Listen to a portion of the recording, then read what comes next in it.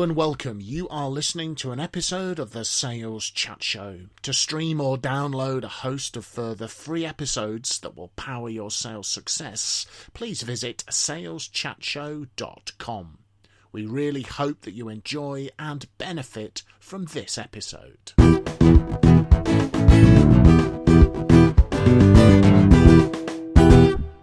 So, hello folks, and welcome to another episode from the Sales Chat Show, saleschatshow.com, driving your sales forward. I'm Simon Hazeldine, and I am joined in the Sales Chat Show studio by Mr. Anthony Steers and Mr. Steve Lindsay, who is the relatively new member of the Sales Chat Show. As regular listeners will know, Mr. Graham Jones, the professor, as Anthony and I have often referred to him, has had to take a little bit of a sabbatical due to overwhelming sort of academic responsibility, so he's taken the decision to focus where he needs to focus.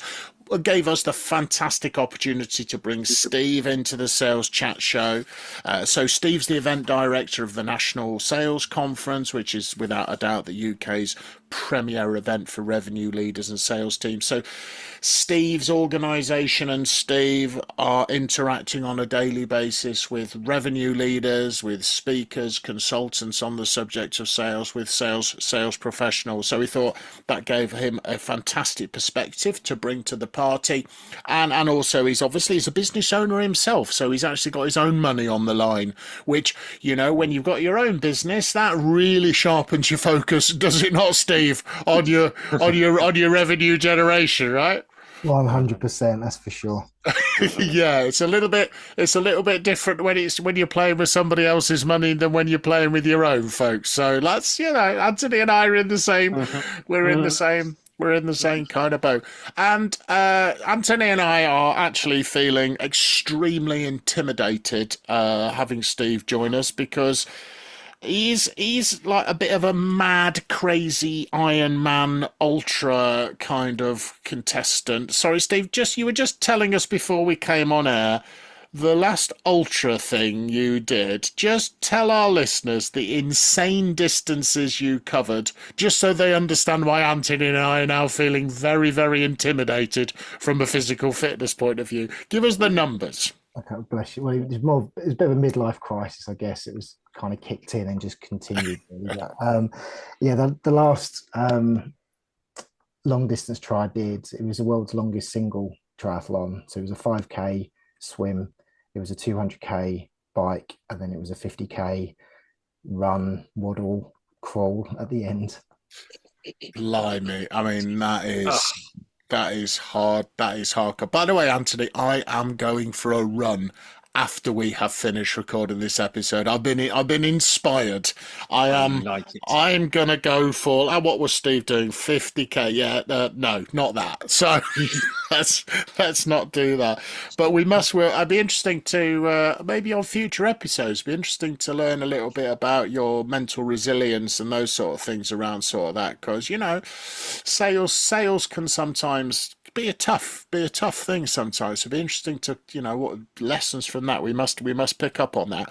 But also, Steve's organisation also produced the State of Sales piece of research that's done every year, where hundreds of different sales leaders and organisations from a real diversity of organisations, they all contribute to the report. You can, if you want to go and find that, the website for that, if you want to take a look at it, is thegrowthhub.me, and if you have a look on there, you find the resources. You'll be able to download a copy of what we're talking about on this episode. But we were having a little flip through it and looking for some things, and one that particularly stuck out for me was there's a section in the report about the C-suite and boardroom sales priorities. So whether you're sitting at that senior level or you're a bit further down, this is the sort of stuff that the very senior leadership are seeing as priorities.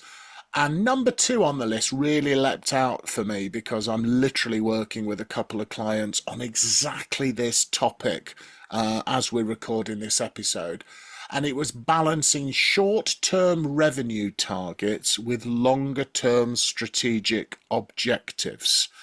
And if you, and I'm slightly interpreting this, in my own way, of course, but that's a bit like the relentless challenge to close the quarter, because many organizations have the monthly or the quarterly focus and the half year, etc., and then the big rush to close the year end.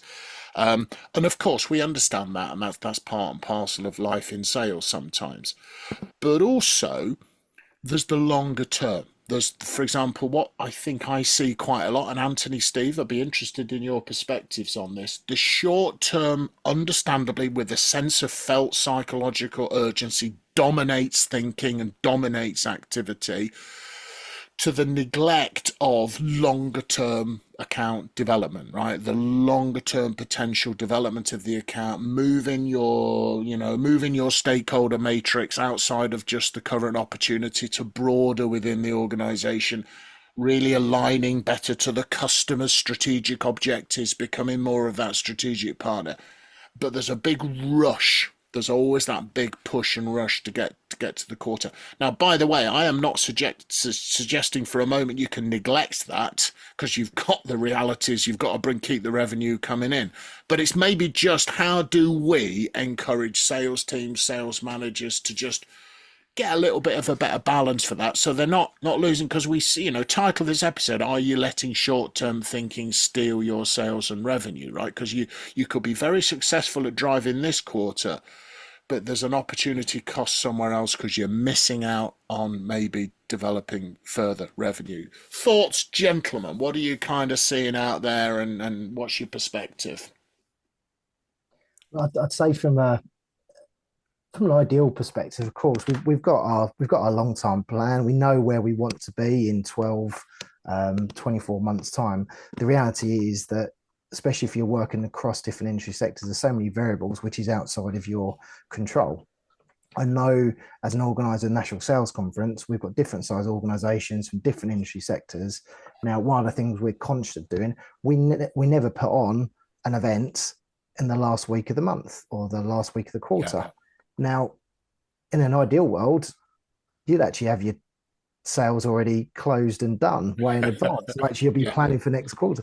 That's not the real world, and often, because of world um, politics or world economics, or even just local challenges you're experiencing, that's not the case. So I think the key thing really is just that, having that agility to be able to pivot, and not all companies have got the resources to be able to say, yes, we're going to take care of our long-term strategic goals, as well as still have the resources to make sure that we can throw extra Mm. time in the last 2 weeks of a month or a quarter.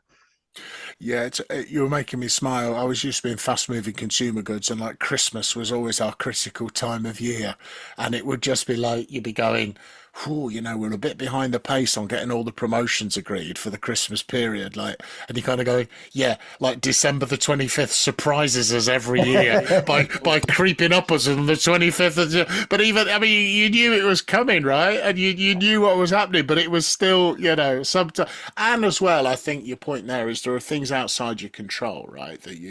And that reminds me of, I think it was Stephen Covey, I think, who popularized it originally. The spheres of control and influence. So there's like three concentric circles. There's, in the middle is what you can control. Then the next one is what you can influence, and then there's stuff you can't control and influence. You can't influence geopolitics, but it can impact you. So it's, and that's a so. I think we're at a time at the moment where it's almost the perfect storm for this topic, really, because, Yes. like Steve was saying, there's a lot of uncertainty out there, which means people tend to, what you're finding in the events world, commit a little bit later on in the day, not committing too far ahead. So it's that perfect balance between us. We always need to be reactive. So, Steve, you mentioned about being agile, and I think that's a key one. We do need to be quite agile with what our client or customer demands are. But at the same as being agile, it's continuing to evolve, I think. And I think it's that kind of blend of, we need to evolve and move forwards, and start embracing and using and testing more technologies that are out there as well.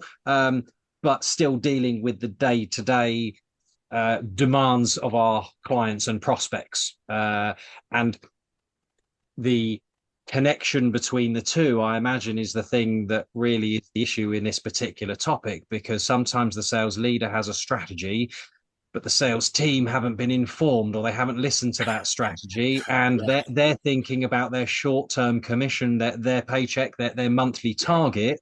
That sometimes it's very monthly as opposed to even quarterly when you're in the sales team. But when you on the C-suite, you tend to find then it's quarterly at most, but you're looking at the annual strategy, right?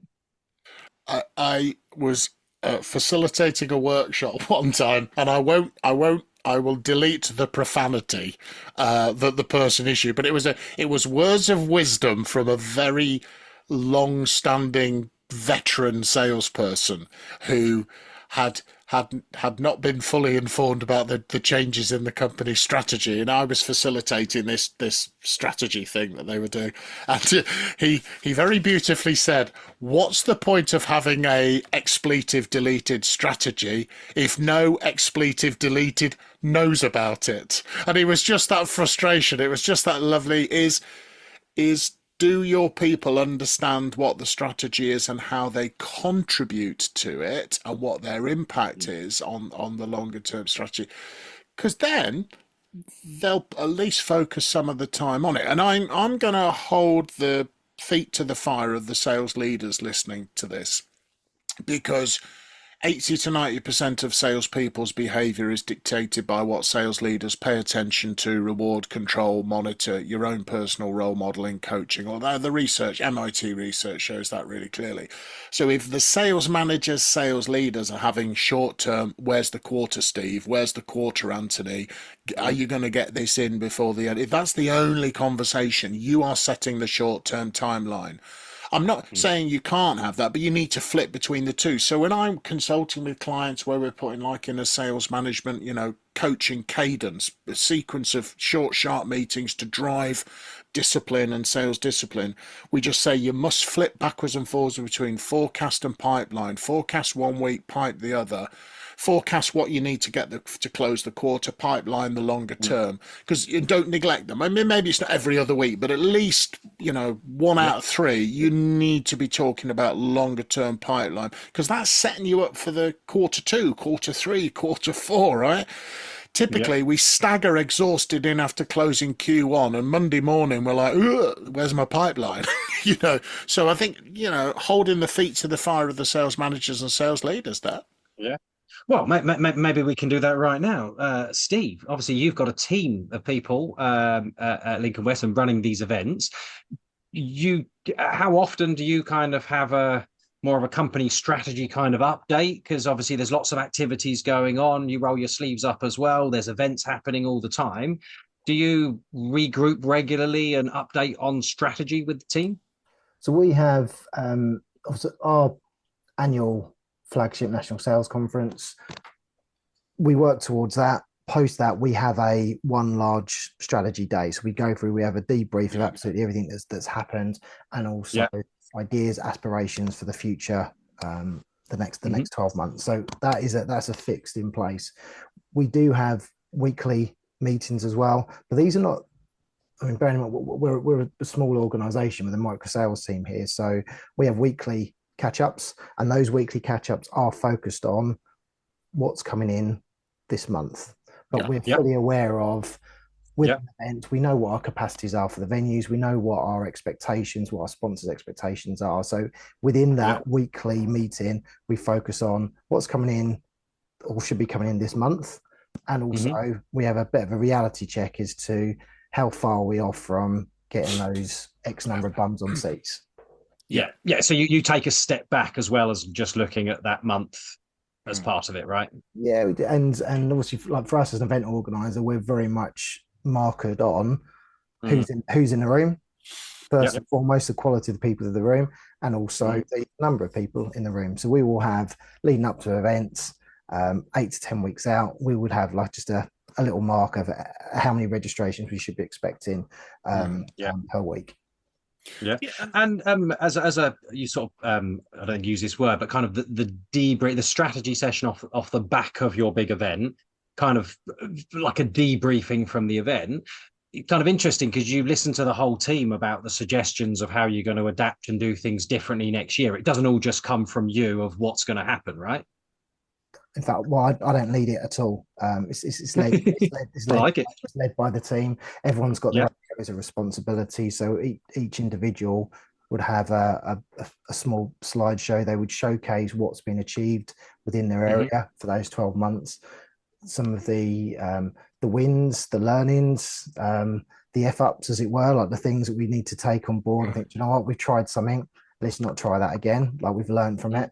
So everyone has their own actual area of responsibility that they feed back on because we're conscious, even though we're a micro organization, we're conscious of the fact that we're focused in our own roles and our own zones. So I'm Yeah. not fully aware of the challenges that Yeah. Carly's experiencing or what Jess is going through with the data management and the marketing. So it's an opportunity for each team member to say, this is what we did, this is how we were doing it, this is what worked, this is what didn't. And this is Yeah. what we think we can be doing next year. We don't set any fixed targets like Drew. Yeah, yeah, We don't yeah. set But it just sounds like it's very visible. People take ownership of their part of yeah, what's happening.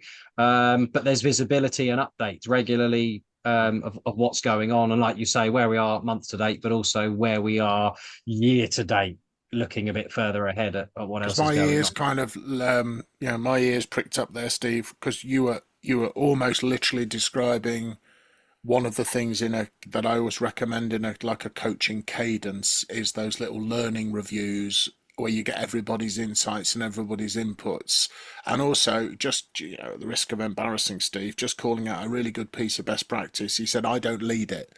Steve doesn't own that day; his team own that day, which means that when people have a sense of ownership, Hmm. you get better outputs from it, right? You get better, and Yeah. we've worked with your team, and we know it's a tight team, and then and Mm. tight teams don't happen by accident, right? It's exactly those sort of things that matter. And if people say, "Well, Steve said he's a small company," yeah, well, okay, most of you are probably only leading a relatively small team, so you can replicate it. It's only good. It's just good business practice, right? It's just good hot debrief. Some to one of my clients in the defense industry, whenever I've spoken at their events, she's the CEO. She'll always say, "Oh, Simon, could you hang around? If would you be able to hang around for half an hour? We're going to do a hot debrief." So they do a hot debrief on the event and agree Oh, I the like that. actions the senior leadership team are going to take from. And they've had their top 100 leaders or whatever in the room or the whatever.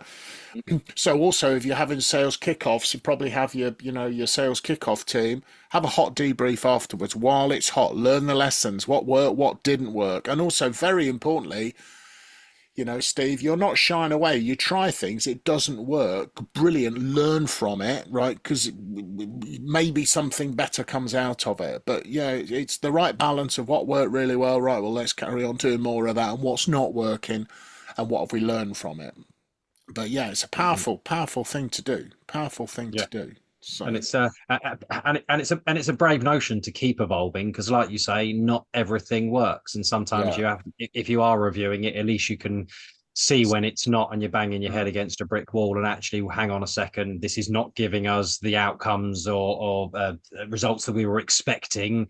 Let's look at this again, or yeah, or do we move on and actually try the next thing?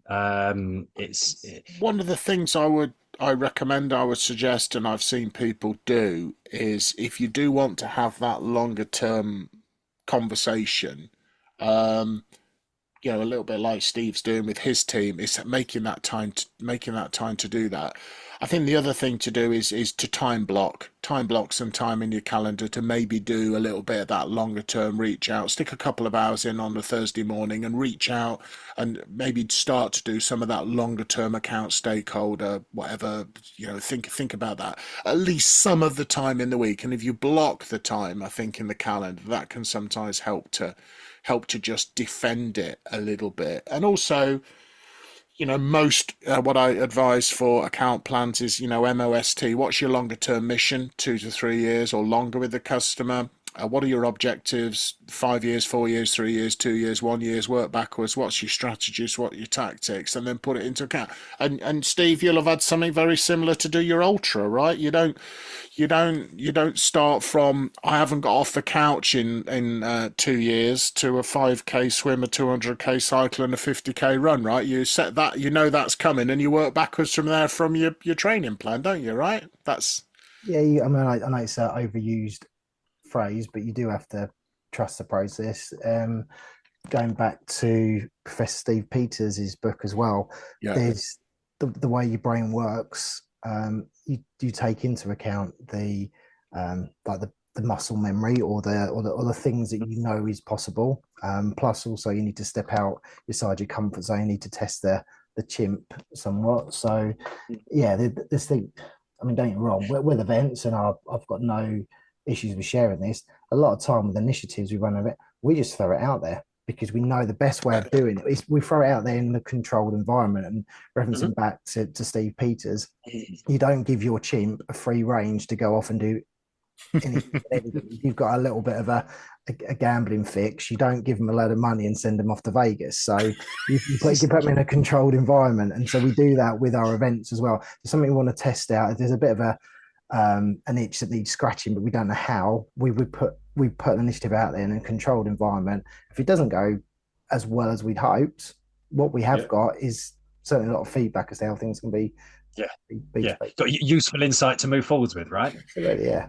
Yeah, I think particularly you got to remember that you can have a long-term plan, but it has to be activated on a day-by-day basis. And also, you never really, this is an old cliche as well, right? Isn't it? You never know how good the plan is till you start taking action. All the old whatever plans rarely survive their first encounter with the enemy and all of that, and Mike Tyson's trainer, everybody's got a plan till they get punched in the face and all this. It's true, right? You can have the best plan, but you've got to start putting into action and finding out what's working. I love the idea. We got a bit of an itch to scratch.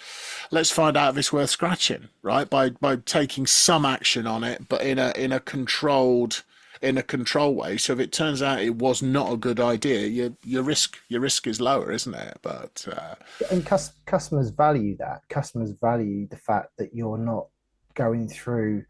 You're not just churning out the same service, the same offering. yeah, They want to see the fact you as an organization, you as a product, you as an account manager is evolving and learning. I mean, I don't know any customer who wouldn't be open to that fact because they know that with change, inevitably there'll always be some kind of goodness that will come out of it, even if it's let's just not do that again. We've explored that. So we've tested that theory and we've worked out it wasn't as we thought it was going to be. Let's move on.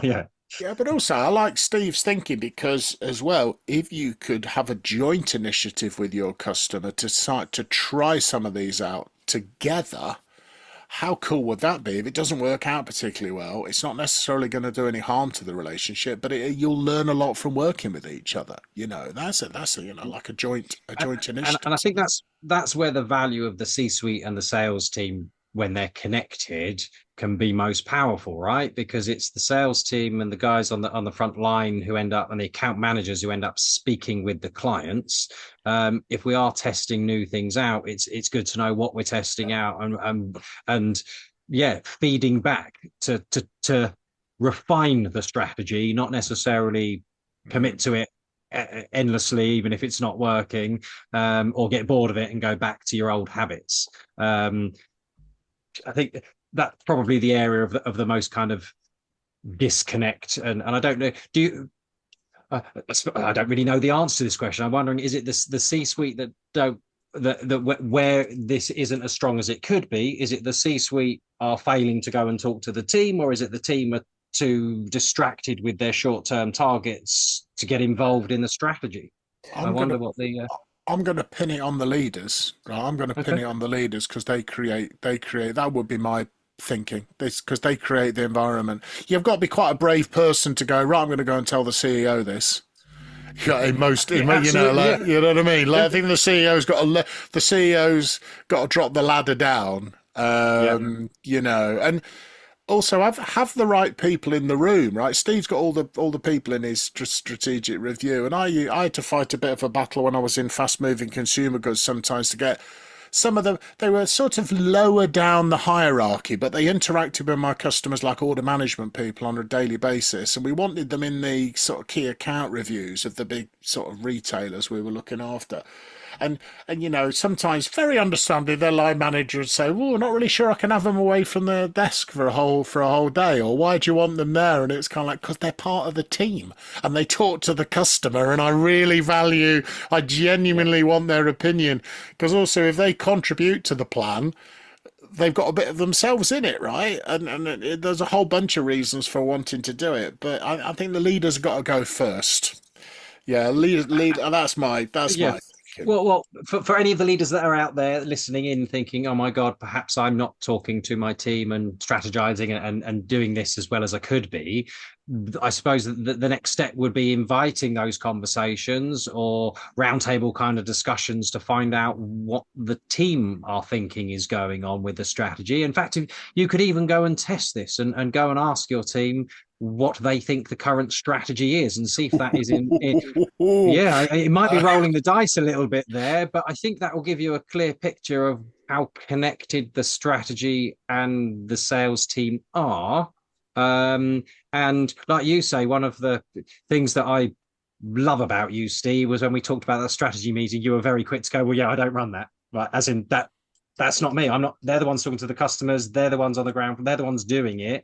Actually, you've got to listen to the team. You might think you've got the brightest ideas, but you do need the collective knowledge of everybody. And like you were saying it, Simon, almost being part of owning the strategy. Yeah. Because I find that when I'm trying to build training aids for people, I can't give them a script or a structure to say follow this. What I can do though, because they'll just ignore it, they'll go back to their own thing. But what I'll say to them is, how do you think we should do this? And then I get them and I just document and map out what their journey is, and then turn that back into a training aid. And then they want to implement it because they own it. They created it. It wasn't me.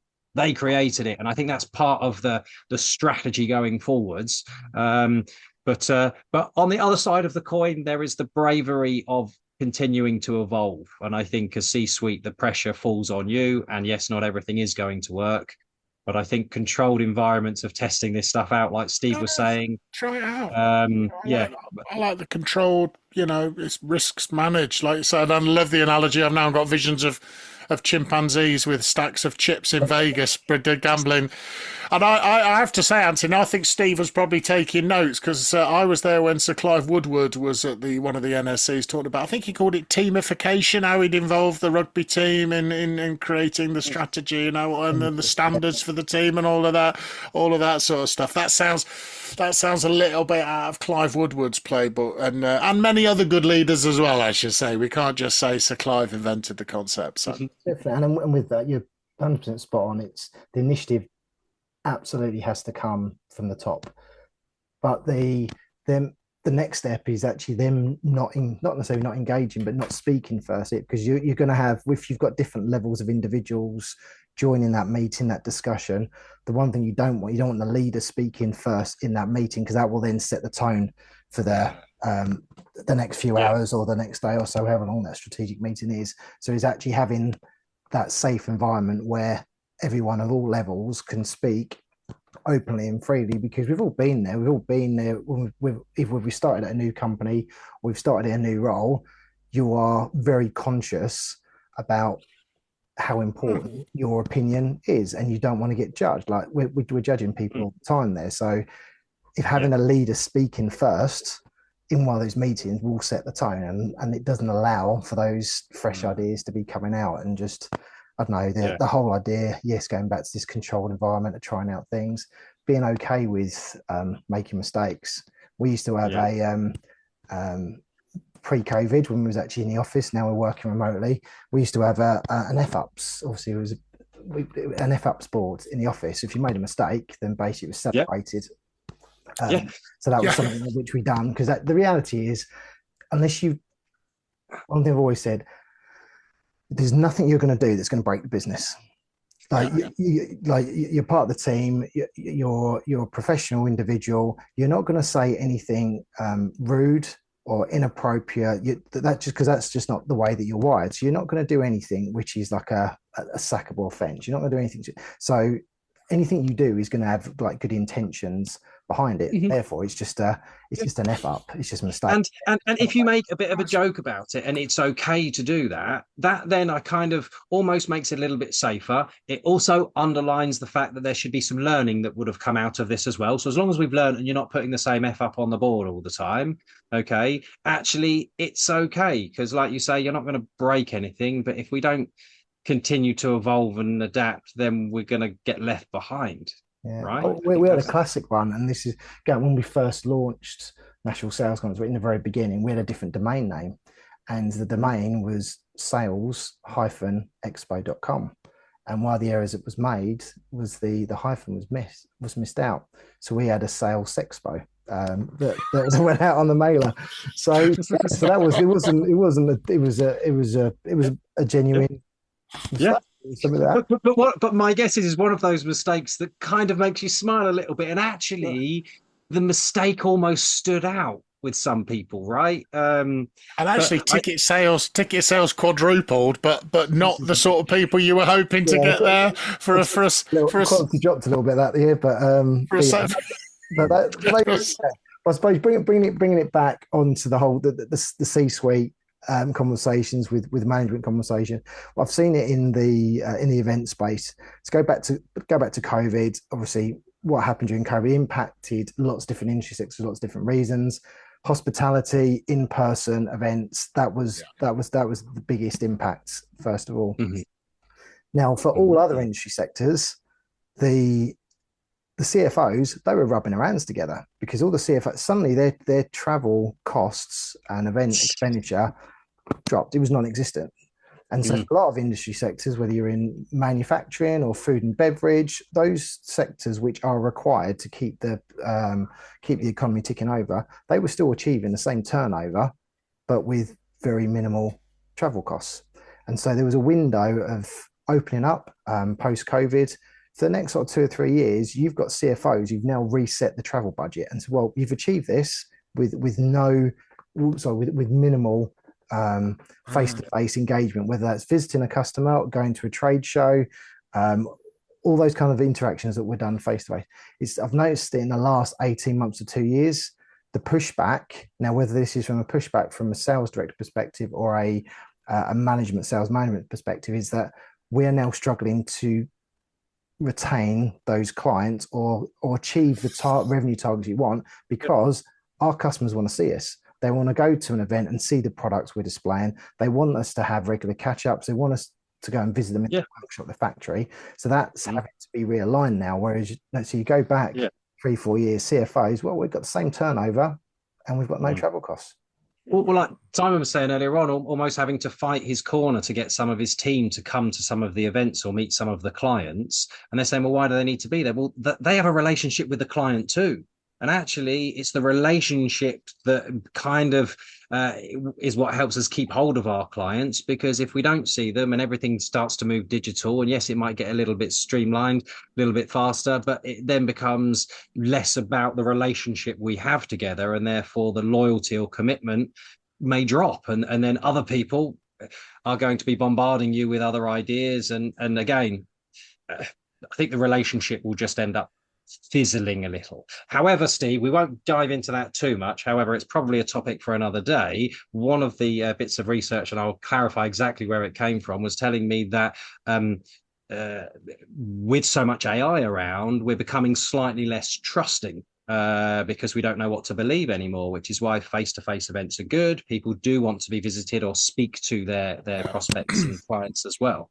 Let's pick up on, I think we're probably well overdue talking about what's the latest thinking around the virtual selling versus the in-person and for the prospecting and things. So let's make sure we pick up on that one, guys. So we've had one of our typical fantastic free-flowing sales chat show conversations. So yeah, hopefully there's been a few things in there, folks, that have kind of stuck out for you, giving you some thoughts and ideas. Gentlemen, closing thoughts before we wrap wrap the show?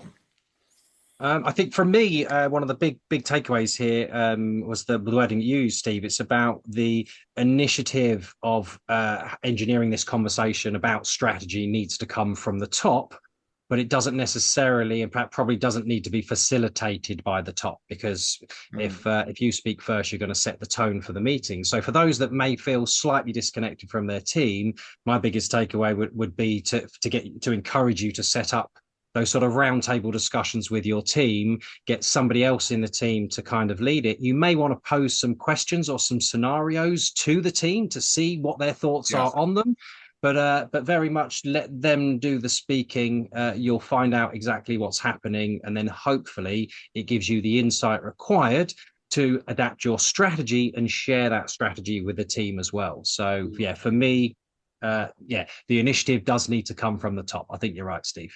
So, Steve, your thoughts as we close? Yeah, for me, it's about creating those safe environments to have those open conversations, but keep it frequent.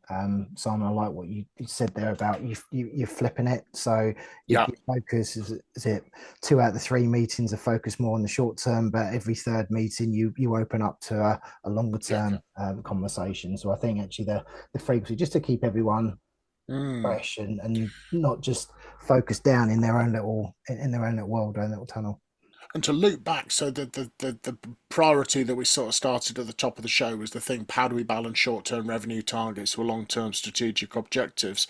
Connecting all of those bits together is maybe, like Anthony's saying, like that's the question the C-suite want to get answered. Then set up the environment where you can get people contributing and then coming up with the ideas, because they're the ones who are actually doing the work that's getting in the short-term stuff they're having to do. They might come up with a few tough challenges. Well, if we stop doing as much of this, we could spend a bit more time doing this. People aren't stupid. They know they need to focus on the longer term as well, right? It's not like it's news to them, no matter where they are in the hierarchy. They know it's important, but you just got to give some opportunity. We're very correctly trying to make sure organizations are more diverse.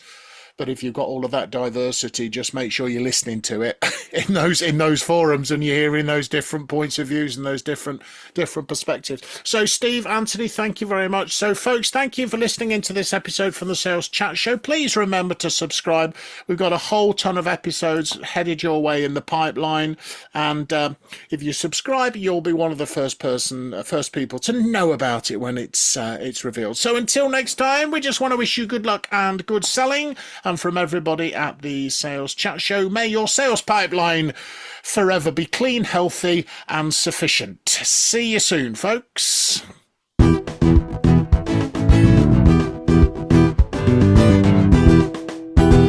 You have been listening to an episode of the Sales Chat Show. To stream or download a host of further free episodes that will power your sales success, please visit saleschatshow.com. Thank you very much for listening to this episode, and from everyone here at the Sales Chat Show, we'd like to wish you good luck and good selling.